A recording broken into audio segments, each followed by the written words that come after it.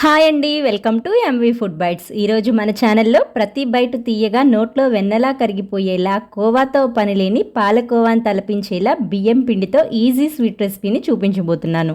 So వీడియోని ఎక్కడా skip చేయకుండా చివరి వరకు చూసేయండి. దీనికోసం ముందుగా హీట్ అయిన పాన్లో కప్పు పొడి బియ్యం పిండిని నిండుగా కాకుండా తలకట్టుగా తీసుకొని సిమ్లో ఉంచి కనీసం 5 నిమిషాలన్నా పిండి మాడిపోకుండా కంటిన్యూస్గా కలుపుకుంటూ దోరగా వేయించుకొని ప్లేట్లోకి తీసుకోవాలి.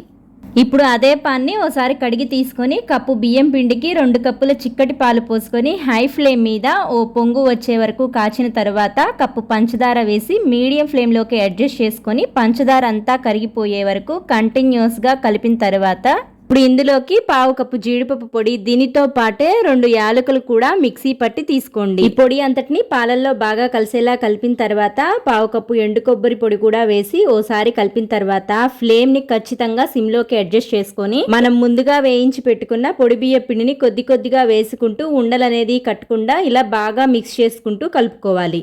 ఇలా కలుపుతున్నప్పుడే ఇందులోకి 2 టేబుల్ స్పూన్ల నెయ్యి కూడా వేసి నెయ్యి అంతా స్వీట్ తో బాగా కలిసేలా ఈ విధంగా కలిపి స్వీట్ అంతా దగ్గర పడి ఇలా ముద్దలా అయ్యి పాన్ నుంచి ఈ విధంగా సపరేట్ అయిన తర్వాత స్టవ్ ఆఫ్ చేసి చల్లారనివ్వాలి.